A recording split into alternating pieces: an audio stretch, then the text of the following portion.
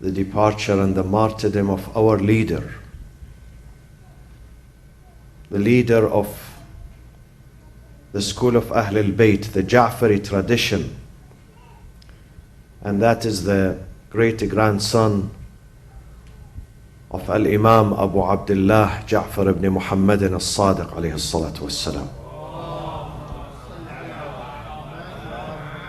Imam al-Sadiq was born 70 years after the departure of his great-grandfather, the Prophet sallallahu alayhi wasallam. And he lived for about 70 years, or probably less, 68 years. And his time was the most tumultuous and difficult time for the followers of Ahl al-Bayt. Imam al-Sadiq lived through the reign of the last caliphs of Bani Umayyah and the first caliphs of Bani al-Abbas. Abu al-Abbas al-Saffah, the first caliph, and his brother Abu Ja'far al-Mansur al-Abbasi, who murdered the Imam. Imam was murdered during the time of this tyrant, al-Mansur al-Abbasi, who poisoned the Imam and ultimately killed him. Mansur al-Abbasi was very vicious, and among all the caliphs he was known for his animosity and hate for Ahlul Bayt. He will demote the tradition of Ahlul Bayt and promote the tradition of others. Today, if you hear in a mosque during the Friday prayers, they mention the two caliphs. That mentioning started, they mentioned the two caliphs. Allahumma arda an Abi Bakr wa Umar wa Uthman. This tradition started during Abu Ja'far al-Mansur, during his time. Before that, no khatib, no speaker, no imam would mention the name of the khulafa. They would mention the name of the Prophet sallallahu alaihi wasallam and his family, Ahlul Bayt. This man, Abu Ja'far al-Mansur, was so hateful to the family of the Prophet that he mandated every speaker, before he leaves the minbar, the pulpit, to mention the name of other caliphs. So the time the Imam lived was very critical, very difficult, very tumultuous.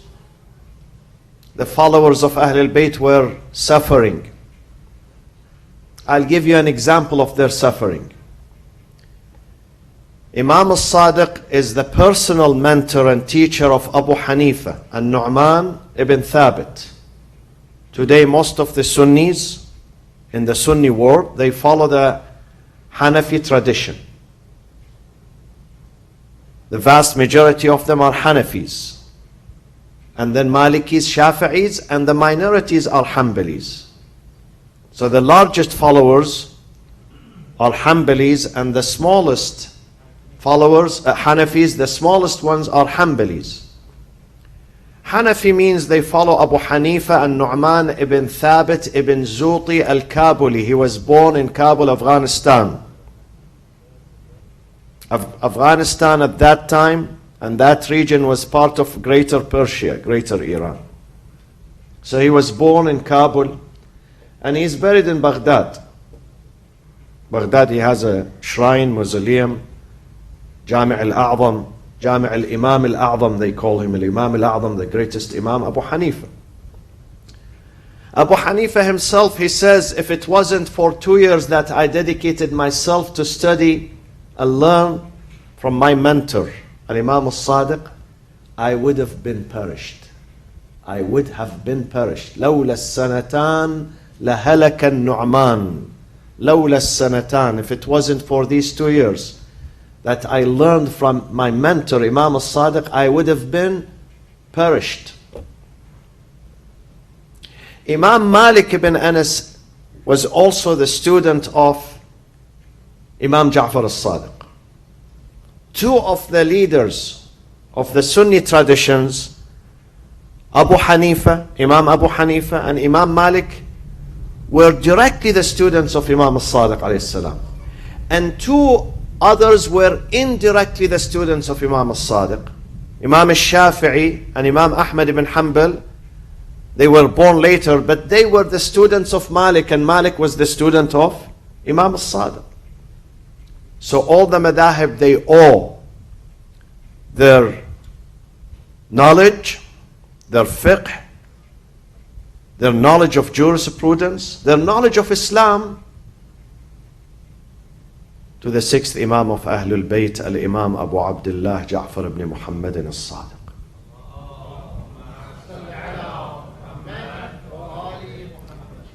During the time of Abbasides, they were fighting Ahlul Bayt. The Abbasiyun are the cousins of Ahlul Bayt. Cousins. They are the descendants of Abbas. Abbas is the uncle of the Prophet. But because of power, there is jealousy. Sometimes you find two brothers fighting over the seat. Two brothers fighting over the inheritance of their parents, over a piece of land, over a house. Two brothers, they take each other to court. I've seen it here in America. Brothers, they take their own brothers to court because of $100,000, $50,000. Banu al-Abbas were jealous of Ahlul Bayt, not because just $50,000, because of the Islamic empire. One day, Harun al-Abbasi was very smart. Caliph among them was very smart, Harun. Harun went to visit the grave of the Prophet in Medina. His son Ma'mun was standing next to him. Ma'mun said to his father, Ma'mun, the son said to his father Harun, said to him, Father, don't you think that Ahlul Bayt are more worthy of this seat, the seat of Khilafah and Imamah, than us? He said, of course, they are. No doubt about it. But, my son, listen. لو نازعني صاحب هذا القبر لضربت عنقه. Harun pointed to the grave of the Prophet, said, even if this man who is buried here, which is the Prophet Muhammad, if he comes and he argues with me regarding my seat of Khilafah, I will cut his head, chop his head. This is the reality. Because of power, because of Imara, Sultan, they murdered Ahlul Bayt. The Imams of Ahlul Bayt were murdered at the hands of Bani Umayyah and Bani al-Abbas. The point I wanted to make, though Malik himself is a great scholar, Malik was promoted by the Abbasides. The Caliph said to him, you have to write us a book, draft a book, and that book is going to be the constitution of our state. Dustur, the constitution. Your book of fiqh. So Malik was hired to write a book of fiqh, and that book of fiqh is called what? Do you remember the name? Very popular name. The book of Malik, very popular. The name of that book is Al-Muwatta. Al-Muwatta in Arabic means easy, sahil. Muwatta, sahil. Easy to understand. So they make it for the public, not just the scholars. It's not too complicated. He wrote it easy. 101. 101. Fiqh 101. Very easy. And he called it Muwatta. It means that every Muslim can read it and understand it. And that book became the official book of the Abbasid state, Abbasid empire. While Imam al-Sadiq was there, sitting in his home, being under house arrest, being persecuted, him and his followers. The Ummah, the Islamic Ummah, were deprived of the source of knowledge. They were deprived of the source of knowledge. Imam al-Sadiq was not allowed to give fatwa. So this Imam Malik, you know what he says about Imam al-Sadiq? He says something very historic. He said, ما رأت عين ولا سمعت أذن ولا خطر على قلب بشر أفضل من جعفر بن محمد علما وفقها وورعا ودينا. Imam Malik testifies. He says, this is my teacher. I studied under him. I know him very well. No eyes have seen before. No ears have heard. And no mind came across a man in the history of mankind more knowledgeable, more pious, more integrated, and more religious and more committed than Imam Ja'far ibn Muhammad al-Sadiq. But yet, Imam Malik says this about his teacher, Imam al-Sadiq, but go and open the book, Muwatta, no single riwayah, no single hadith from Ali ibn Abi Talib. Can you imagine? This is very painful. Very painful. If someone writes a book about physics, encyclopedia about physics, and he never mentions Albert Einstein. He never. What would you say about him? Is this man fair when he does not mention the father of modern physics? He excludes him. This is what happened to Ahlul Bayt. Even their students, they didn't mention Ali ibn Abi Talib in their books. And who's Ali? Ana Madinatul Ilm. The Prophet says, if you need knowledge, go through Ali. Ali is the gate of my knowledge. Ana Madinatul Ilm wa Aliyun babuha. Imam Malik writes a book in fiqh and jurisprudence. And he never mentions Imam Ali in his book. Never, not even once. This is a crime. This is intellectual crime against Ahlul Bayt. And that shows how much Ahlul Bayt were marginalized. How much Ahlul Bayt were persecuted by those tyrants. And I am amazed how Shi'ism reached us with all these persecutions and tortures and killing and banning them, imprisoning them. You know, Baghdad was built by Abu Ja'far al-Mansur. This Baghdad, have you been to Baghdad? Those of you who have been to Baghdad? You know, they say, historians, that Abu Ja'far al-Mansur, the Abbasid caliph, he would order the followers of Ali and Fatima al-Zahra, the Shia of Ahlul Bayt, to be killed, and sometimes before they kill them, they bury them alive, and then they build the wall of the city. They dig a grave for them, they push them inside that grave, alive, ahya, wahum ahya. And then they build a wall over their bodies, over their skeletons. This is how they built Baghdad. But يريدون أن يطفئوا نور الله بأفواههم ويأبى الله إلا أن يتم نوره. God says in this book, they strive to extinguish the light of God with their mouths. Can you extinguish the sun with your mouth? Some people trying to do this. They try to extinguish the light of God, Nur Allah.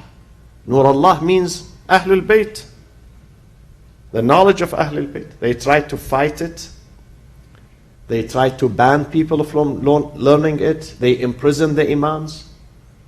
They murder, they poison the Imams. But God says, وَيَأْبَى اللَّهِ. God refuses but to advance His light and to integrate His light. That was the life of Imam al-Sadiq alayhi salam. Imam al-Sadiq led two types of revolutions. One, Thawratul Ilm, the revolution of science. Science, not just tafsir, the interpretation of the Quran, not just jurisprudence, not just the principle of jurisprudence, fiqh and usul al-fiqh, not just theology, but even the science of medicine, the science of chemistry, the science of astrology, the science of many other sciences were developed by the Imam. Today, I saw an interview with someone who said, I was very religious, but then I became atheist. So the interviewer asks him, why did you become atheist? He said, because my mother and my teacher used to tell me that man is created from clay. And this is written in the Quran. And I used to believe in this, that man, we are created from clay. But then when I went to school, I realized that it's about evolution. We are not created from clay. So I said, religion does not work. Religion is not scientific. Religion is not real. But look at Imam al-Sadiq, he answered this question. Someone comes to him, he says, Ya ibn Rasulullah, how come the Quran says, we created man, Wallahu anbatakum min al-ardi nabata, God made you grow from the earth, min al-ard, nabata, just like the plants that they grow from the earth. You grew from the earth. ثُمَّ يُعِيدُكُمْ فِيهَا, He will put you back into that earth when you are buried. وَيُخْرِجُكُمْ إِخْرَاجًا, Then He will take you out, resurrection. So he says to him, how? Where is it? How? Show me how we are created from the clay. Imam answers him, simple question. He says, this is 1400 years ago. There were no hospitals, no laboratories. Imam said to him, this means that we are created from the same elements that the earth was made from. Same chemical elements that is found in the earth and the soil, it's found in your body. This is the meaning that you are created from the earth. You are made from the earth, it means you have been made from the same chemical elements that is found. Every chemical element that is found in this earth, it's found in your body too. That's the answer. And he made many discoveries. I mentioned to you last year that about 50 years ago, in 1968, in a French city called Strasbourg, there was a conference about the life and legacy of Imam al-Sadiq. That conference was attended by many Orientalists, mustashriqeen, Orientalists, many professors, some of them from UCLA here, they went there 50 years ago, 1968, 51 years ago. And they presented papers about the life and legacy of this Imam. You really must read that book. These papers were gathered in a book. The book is in French, was published in French, and it was translated to Arabic, to Farsi, to Urdu. I don't know about English. Until now I have not seen the English translation, but I have seen the Arabic and the Farsi translation. Those are non-Muslim scholars. Maybe 2 or 3 of them are Muslims. The rest are Americans, British, French, and other European nationalities. They speak about the greatness of this man. He speaks about astronomy, astrology, physics, chemistry, medicine, old medicine. He speaks about the blood circulation. He speaks about nerve system. Nerve system, can you imagine 1400 years ago? No CT scan, no MRI, no X-ray. How can someone know about what is the nerve system? Imam al-Sadiq speaks about that. This means that the knowledge of Ahlul Bayt is not taken from a book, neither from a teacher. Their teacher is a Prophet Muhammad sallallahu alaihi wasallam, and the teacher of the Prophet is Allah subhanahu wa ta'ala. They receive the knowledge from a special source, not from a college or university. And therefore Imam, when he sits in the mosque of his grandfather, the Prophet, the Masjid al-Nabi in Medina, people from afar, from near towns, from everywhere, they gather around him to listen to him. Scholars, they listen to Imam Sadiq. Philosophers, jurists, they feel honored that they come to him and listen and sit under his mimbar, his desk, his seat, to listen to his knowledge, to learn from him. A unique personality. Why we are called Ja'faris? Do you know the reason? We follow the Prophet, we follow Amir al-Mu'mineen, but why our tradition is called Ja'fari tradition? The reason why we are called Ja'faris and Imamis, but most specifically Ja'faris, the Ja'fari tradition, because during his time, the Shi'i fiqh was crystallized and formulated and presented by him. It was put together. Before that, the fiqh was scattered. People come to the Imam, any Imam, and they ask him a question, and then they go. Imam al-Sadiq puts that together. He organizes the fiqh. He teaches the student, his students, he would teach them how to derive the fatwa, how to derive the law, the answer from this book and the sunnah of the Prophet ﷺ. He taught them that. That is called usul al-fiqh. We learn when we go to the seminary, we must learn usul al-fiqh, not just fiqh. Fiqh is to know the answer. Is this halal or haram? But usul al-fiqh, they teach you, they train you how to derive the law yourself after studying many years, took 20 years, 30 years. You have to learn the process. That process of learning, deriving the law is called usul al-fiqh. And that leads you into ijtihad. So it was Imam al-Sadiq and before him his father Muhammadin al-Baqir alayhi salatu wassalam, who introduced this method. And then his ahadith, his narrations were gathered into 400 chapters. These chapters were named usul, maxims, usul, 400 chapters.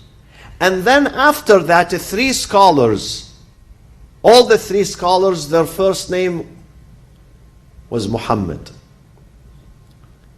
Al-Muhammadun al-Thalatha, the three first Muhammads. We have Muhammadun, the late Muhammads and the early Muhammads. And those Muhammads, they put three of them. Shaykh al-Kulaini. Kulain is a village north of Tehran. I've been to that village. Small village north of Tehran. Shaykh al-Kulaini, he drafted a book called Al-Kafi. Al-Kafi is a very important book. Every followers of Ahl al-Bayt should have that book in his or her house, in your library. So he gathered the ahadith of Imam al-Sadiq and his father Imam al-Baqir and other Imams in this book. Then came Shaykh al-Tusi and he drafted two books, At-Tahdhib, Al-Istibsar. And then comes Shaykh al-Saduq from the city of Qom and he gathered the book Man La Yahdaruhu al-Faqih. 4 books by 3 authors. These are the basis, these 4 books, my friends, are the basis of Shi'i Ja'fari fiqh. The Ja'fari jurisprudence, the Ja'fari law. These 4 books by 3 authors. This is why we are called Ja'fari, because the source of our fiqh is related to Imam Ja'far ibn Muhammad al-Sadiq alayhi salatu wassalam. Iconic figure in the history of mankind.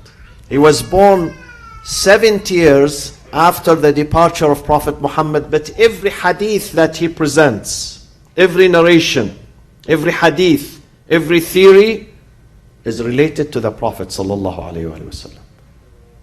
Haddathani, he says, Haddathani Abi.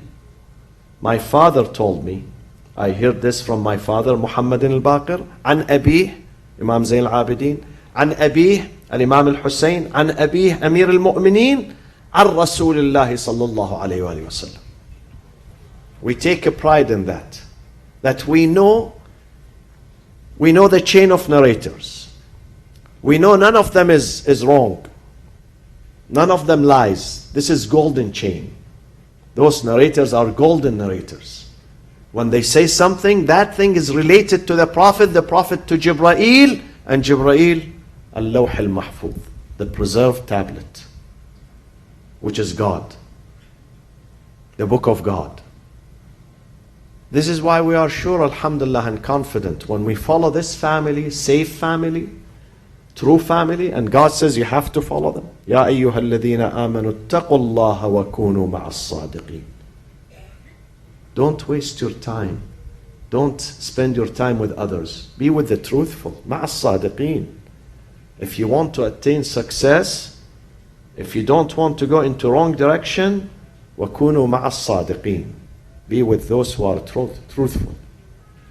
And those who are truthful, as-sadiqin here, sadiqin, Muhammadun wa alu Muhammad alayhim as-salatu was-salam. Let me conclude with a story, and then tomorrow, inshallah, in the second sermon, I'll speak further about the Imam, the legacy of our Imam.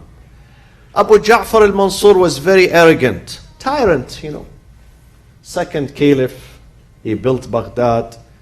People come and kiss up to him, Ya Amir, they call him Ya Amir al-Mu'mineen.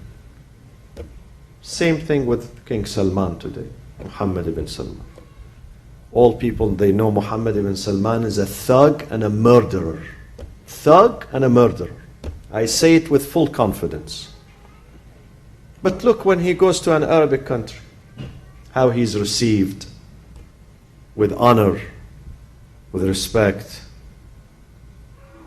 Why? Because they have money. The day oil ends in Saudi Arabia, believe me, they can't even drive Uber, the royal family. They are not even qualified to do anything. Believe me. Even he cannot be truck driver, believe me. No qualification. The only qualification they have is their money. Otherwise, they are thugs.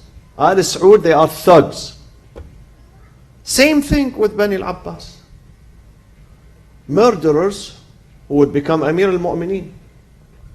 And what makes it worse is when people kiss up to them. They don't fear God. Only Ahlul Bayt stood against them. Only Ahlul Bayt. So Abu Ja'far was tyrant, and he came from Baghdad. His capital, his seat was in Baghdad. He came to Hajj. And then after Hajj he goes to Medina. In Medina is the center of scholars, ulama. All those ulama, because of their love and attachment to dunya, they go and visit him. And when they go and visit him, they have to say, Assalamu alayka ya Amir al-Mu'mineen. They greet him with his title, Amir al-Mu'mineen. Only one scholar did not go. Abu Ja'far said, I don't care about all those scholars. I care about one. That one should come because he's the real scholar. Where is he? Where is Ja'far ibn Muhammad al-Sadiq? He didn't come, he didn't show up. Go bring him. So they come to the Imam. Imam al-Sadiq was arrested 7 times. 7 times. On 7 different occasions by the police of Abu Ja'far al-Mansur. And he was taken from Medina to Baghdad. Medina to Baghdad, long distance. 7 times. He has to stand before this tyrant, Abu Ja'far al-Mansur. So Abu Ja'far says to Imam al-Sadiq, لِمَا لَا تَخْشَانَا كَمَا يَخْشَانَ النَّاسِ. Why don't you come and visit us? As normal people come, normal scholars, they come and visit me when I come here. I'm the commander, I'm the emir, the leader, I'm the caliph. How dare you don't come and visit me? Imam al-Sadiq very calmly, in a very peaceful tone, because he's not scared. When you are only scared of God, only God, you would not scare people. You would not be scared from people at all. So what does he say, Imam al-Sadiq? Imam al-Sadiq simply says to him, ليس لنا من أمر الدنيا شيء فنخافك عليه منه. I don't come to visit you because I don't have corporations, companies, lands, that if I don't go and visit the Emir, he's going to confiscate that from me, he's going to take them away from me. I have nothing in the dunya. My pocket is empty. Sometimes you have business, you fear the government, so you kiss up to the government because you don't want them to take your land, your house, your corporation. Imam al-Sadiq says, I have none of these. لَيْسَ لَنَا مِنْ أَمْرِ الدُّنْيَا. Nothing related to dunya I own that I fear if I don't come and visit you, you're going to take away from me. وَلَيْسَ لَكَ, this is more important, my friends. وَلَيْسَ لَكَ مِنْ أَمْرِ الْآخِرَةِ شَيْءٌ فَنَرْجُوهُ مِنْكَ. Neither you have something related to akhirah so I can come and learn from you and get it from you. You are a thug, you know. What do you have? You have nothing for the akhirah. So I come there, I waste my time. Sometimes you go visit someone, you learn something. You learn hadith, story, maw'idha, advice. You know, you look at his face is beautiful. I come and visit the caliph for what? Abu Ja'far, he was very embarrassed. Abu Ja'far al-Mansur, the caliph, was very embarrassed. So you know what he said to the imam? He said, no, I know. تأتينا تخشانا لتنصحنا. I want you to come because you are a great imam, you are the grandson of the Prophet. You come to give me nasiha, to advise me. Listen to the answer of the imam. Imam said to him, من أراد الدنيا لا ينصحك. من أراد الدنيا, someone who is enchanted with the dunya, he wants the dunya, he's not going to be true with you. He's not going to give you good advice because he wants dunya. He will come to bless your crimes, what you do. He will come to say, yes, Maulana, you are a great man. He will come to praise you. So he's not going, من أراد الدنيا لا ينصحك. ومن أراد الآخرة, what is it? And the one who searches for the akhirah, لا يصحبك, he's not going to come and visit you. The one who's seeking the akhirah is not going to visit the sultan. I'm proud of my Imam Ja'far ibn Muhammad al-Sadiq. I'm proud of him. This is why I love him. Because he has no comparison. He has no one similar to him in his courage, in his farsightedness, in his sacrifice, in being true. Ahlul Bayt, my friends, are sadiqeen, true people. They don't sell themselves. Even if they are tortured, even if they are killed, they would not sell themselves. They only sell themselves to whom? To Allah. As their grandfather did, Amir al-Mu'mineen, and God said to chapter 2 about him, وَمِنَ النَّاسِ مَنْ يَشْرِي نَفْسَهُ ابْتِغَاءَ مَرْضَاتِ اللَّهِ. Among the men is Ali ibn Abi Talib, who sells himself only to God.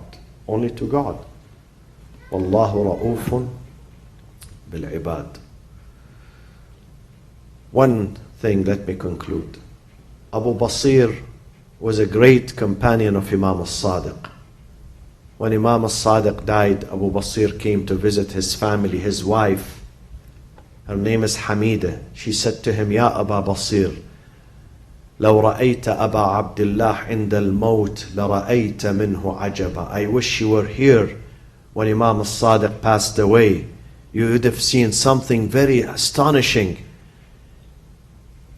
Before he died, he opened his eyes, فتح عينه وقال اجمعوا كل من بيني وبينه قرابة. Invite all my relatives in Medina, Banu Hashim, let them come here to my deathbed. So we gathered the entire family, men, women. He opened his eyes. He was overwhelmed with pain. He was poisoned. He was about to die. But he was able to say this sentence before he died. He said, Ya Bani Hashim, لا تنال شفاعتنا. لا تنال شفاعتنا. يوم القيامة مستخفا بصلاته. I want you to know that no one, a person who doesn't care about his prayers, he doesn't value his prayers, he does not respect his prayers, would not receive our intercession on the day of judgment. السلام عليك يا أبا عبد الله أيها الإمام العظيم يا جعفر بن محمد الصادق ورحمة الله وبركاته. We will listen to participate in the Aza for a few minutes inshallah. وصلى الله وسلم على سيدنا محمد وأهل بيته الطيبين الطاهرين.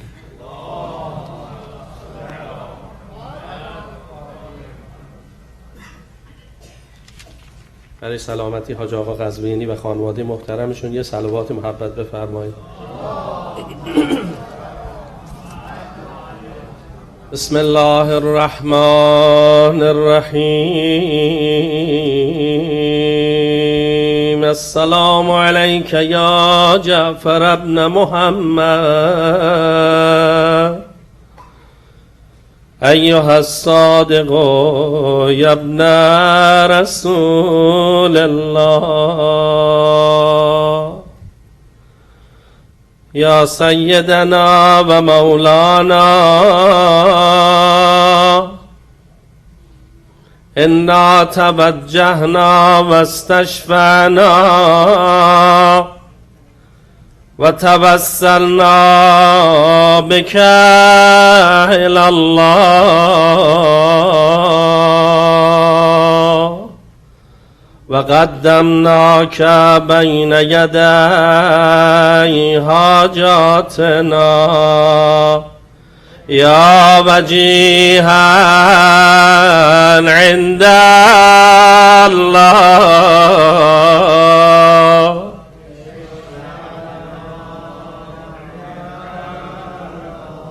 مذهب جعفری ایده احمد دارم، شکر لله که این دولت سرمد دارم. من ز خود هیچ ندارم که بران فخر کنم، هرچه دارم همه از آل محمد دارم. گویم ز امام صادق این طرف حدیث، تا شیعه او به لوح دل بنگارد. فرمود که بر شفاعت ما نرسد هر کس که نماز را سبک شمارد. جلوه جنت به چشم خاکیان دارد بقی، با صفای خلوت افلاکیان دارد بقی. گر حصار کعبه را جبریل دربانی کند، صد چو موسی و مسیحا پاسبان دارد بقی. گرچه میتابد بر او خورشید سوزان حجاز، از پر و بال ملائک سایبان دارد بقی. شب که تنها می شود بر خلوت روحانیش، این مدینه انتظار میهمان دارد بقی. شب که تاریک است و در بر روی مردم بسته اند، زائری چون مهدی صاحب زمان دارد بقی. گرچه باشم او چراغ این آستان بیگانه است، الفتی با مهر و ماه آسمان دارد بقی. ایام شهادت امام صادق، رئیس مذهب شیعه جعفری ابن الحسن، آقا سرتان سلامت. امشب برای اون آقای گریه کنیم که نیمه شب ریختن در خانشان، همان آقایی که در مدینه خانشان را آتش زدند. نیمه های شب منصور ملعون فرستاد ابن ربیع و میگه از دیوار خانه امام صادق بالا رفتم، یه نگاه کردم دیدم آقا نشستن در حجره با خدا راز و نیاز میکنن. وارد خانه شدم، آقا بلند شوید برویم، منصور شما رو احضار کرده.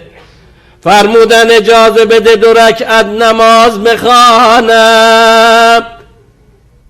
گفتم نمیشه. فرمود اقلا اجازه بده عمامه به سر بگذارم. گفتم آقا نمیشه.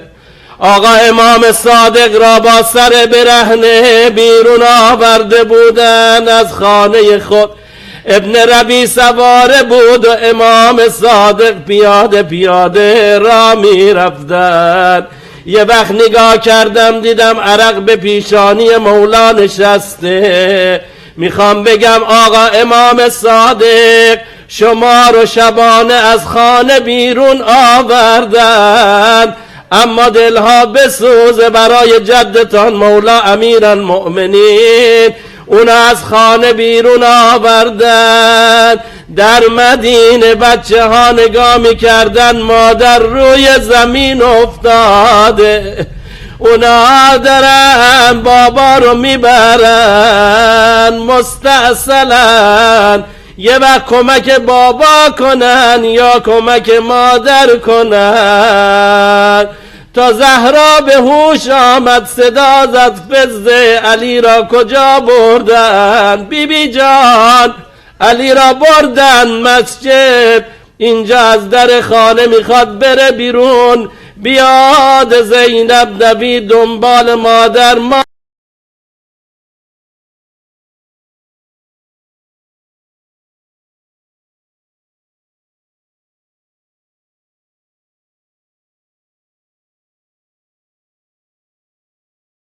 زد قنفذ، او هم آنچنان با غلاف شمشیر زد به بازوی بیبی 2 عالم.